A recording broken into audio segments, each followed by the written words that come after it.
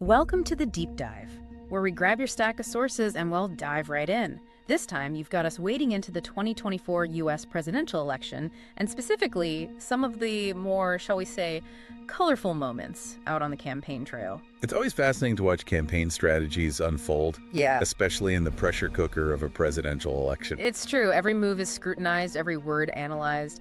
And speaking of words, you sent over this article about a certain candidate's rally? Yes. Apparently, it was quite the experience. Quite a lot to unpack there. This one was in Latrobe, Pennsylvania, just 17 days before the election. So really, right down to the wire. A critical juncture where every move a candidate makes is magnified 1,000-fold. It's a fascinating case study, really. Okay, so we've got sports anecdotes, we've got some choice language, we've got enough topic jumps to make your head spin. Where do we even begin?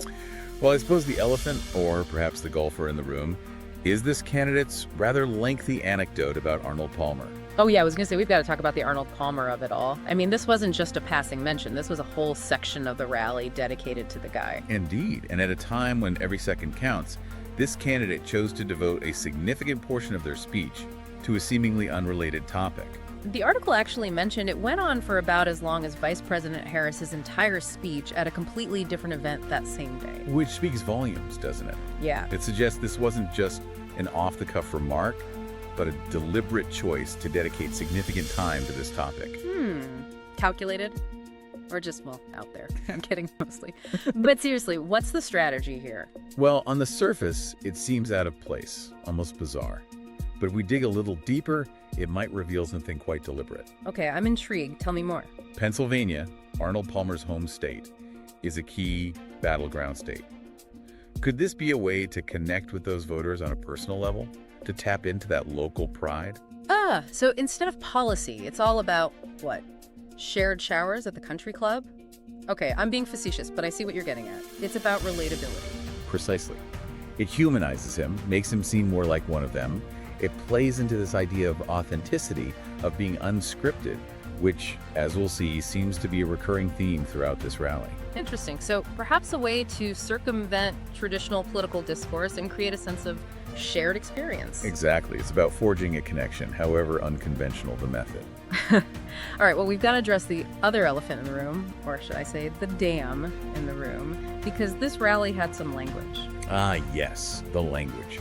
It's been a recurring point of discussion throughout this campaign, hasn't it? To say the least. And from what I gather, the article couldn't even print some of the more, shall we say, colorful phrases. It's certainly a bold choice, especially considering the context. Right. The article mentions that Franklin Graham, prominent evangelical leader, had just written to the candidate basically saying, hey, maybe tone it down. It was a whole, please watch your language type of letter.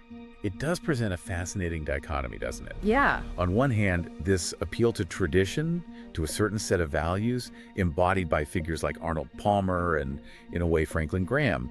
And on the other hand, you have this blatant disregard for decorum, this embrace of a more, shall we say, raw and unfiltered persona. So which is it? Is he trying to have his cake and swear on it too? It's a balancing act, to be sure. And it raises the question, who is he trying to appeal to here? Is it possible to bridge that gap between the traditional and the unconventional? Or is he alienating one group in an attempt to energize another? And this kind of ties into another point the article brought up, the way this candidate weaves in and out of these seemingly random tangents. One minute it's Arnold Palmer in the locker room, the next he's going on about the invention of paper clips or rambling about apps that don't even exist. I mean, it's enough to give you conversational whiplash. It is quite a whirlwind, isn't it? But what's interesting is that amidst these diversions, the article points out that he does circle back to some familiar themes of his campaign: immigration, tariffs, the usual suspects. Right. It's like hiding the vegetables under a mountain of mashed potatoes. You're still getting your nutrients, just in a more roundabout way. A very apt analogy. So the question becomes, does this approach actually work? Does the unconventional delivery make the familiar seem new again?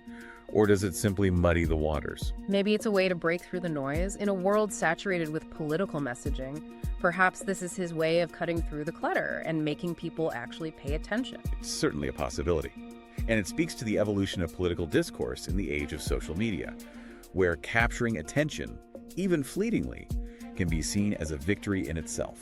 Okay, so let's talk about some of those recurring themes. One that stood out in the article was his rhetoric on immigration, specifically his use of the word invasion, a term loaded with, well, let's just say it's a very loaded term. Yes, and it's worth noting this isn't the first time he's used this kind of language. It's a pattern we've seen throughout his political career, this tendency to frame complex issues in very stark, almost apocalyptic terms. And in this particular rally, with its already heightened emotional temperature, the profanity, the tangents, this word invasion takes on an even sharper edge. Precisely. It feeds into this narrative of an existential threat, of a nation under siege, which, as we've discussed, can be a very potent motivator for a certain segment of the electorate. But it's a risky strategy, isn't it? Because this kind of language can also be very alienating to moderate voters, who might see it as divisive and inflammatory. Absolutely. And that's the tightrope he's walking here.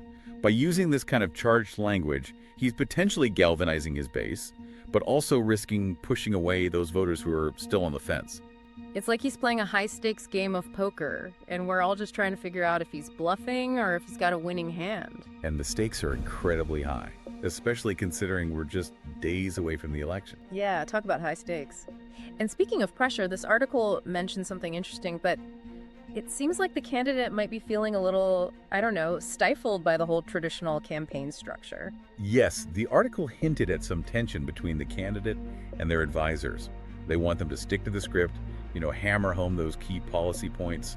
But it seems like this candidate is much more interested in veering off script, taking those detours into anecdote land. Which, let's be real, tracks with what we know. This is someone who's built a career on being unpredictable, on doing things their own way. Precisely. Yeah. It does make you wonder about how political campaigns are changing, doesn't it? I mean, in this age of social media and sound bites, is there even a place for that traditional, meticulously crafted message anymore? Or is authenticity, even when it comes with a little bit of chaos, the thing people are really responding to these days? It's a good question. And, speaking of authenticity, there was one more moment in the rally the article highlighted. Amidst all the other tangents and what have you, somehow he circles back to, you guessed it, Arnold Palmer. Yes, this time in reference to a security detail. Yeah, like he's complimenting them on how they look, even comparing them favorably to Arnold Palmer. A rather unexpected comparison, to be sure. To say the least. What does that even mean, looking like Arnold Palmer? Was he talking about their physique, their outfits? I mean, it's a real head-scratcher. It's definitely one of those moments where you have to kind of read between the lines a bit. I don't think it's about a literal resemblance, but more about what Arnold Palmer represents in the candidate's mind. And maybe even more importantly, what he represents to a certain segment of the electorate. So tapping into that same sense of nostalgia, of yearning for a certain idealized vision of America. Exactly. Arnold Palmer, the athlete, the icon, the embodiment of a seemingly simpler time.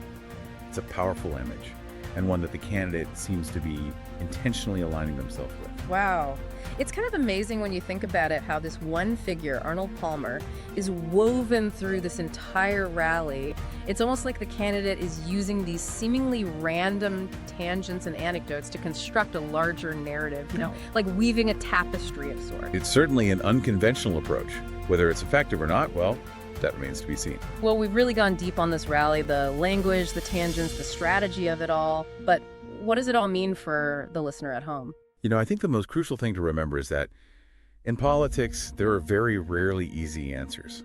And this rally, with all its contradictions and complexities, it really exemplifies that, doesn't it? It reminds us that we're not just voting for policies, but for people, right? People with their own styles, their own flaws, their own ways of seeing the world and connecting with it. Exactly. And at the end of the day, we each have to decide what we value in a leader. Do we want someone polished and predictable? Or are we drawn to someone who defies expectations, who colors outside the lines, even if it means a little chaos along the way?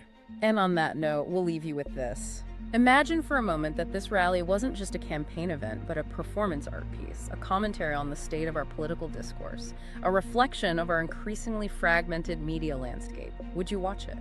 And maybe even more importantly, would you understand it? Thanks for joining us for another deep dive. We'll see you next time.